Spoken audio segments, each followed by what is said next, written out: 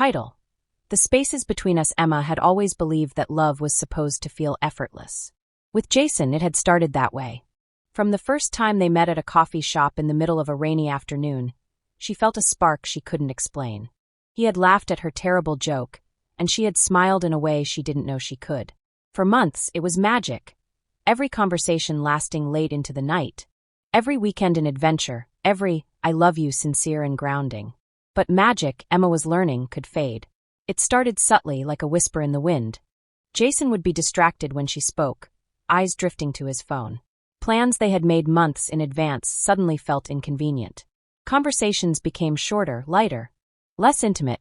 Emma told herself not to worry, that this was just life getting busy.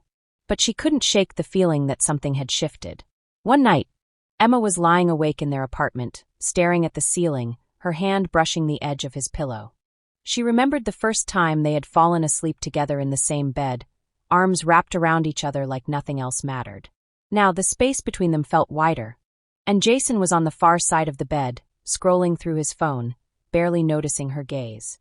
"I think we need to talk," he said the next morning over breakfast, his voice hesitant.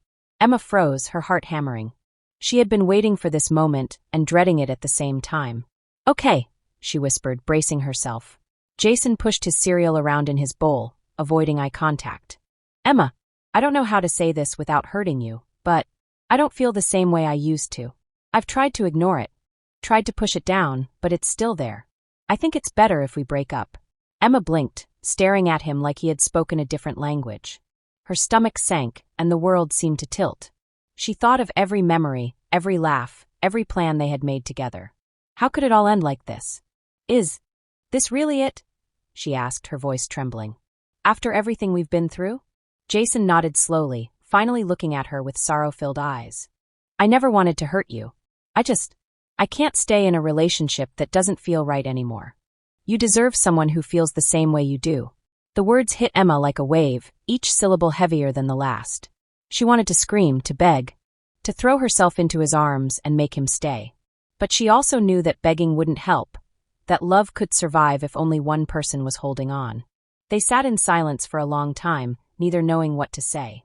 Emma thought about their first anniversary, the surprise picnic in the park where Jason had brought her favorite flowers.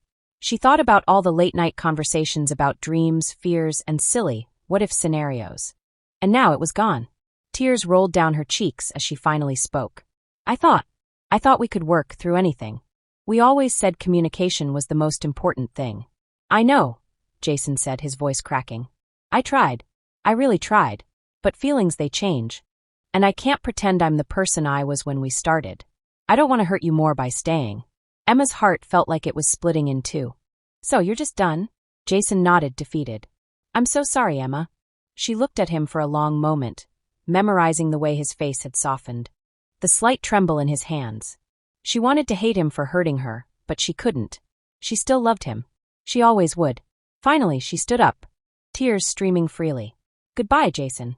He reached out instinctively, as if to hold her, but then let his hand fall. "Goodbye, Emma," he whispered, walking away. Emma felt like she was leaving more than just a person behind. She was leaving years of memories, dreams, and a version of herself that had existed only in their relationship. The streets outside felt colder, emptier, and somehow heavier. Every step echoed in her chest, a reminder that love sometimes means letting go. The days after the breakup were the hardest.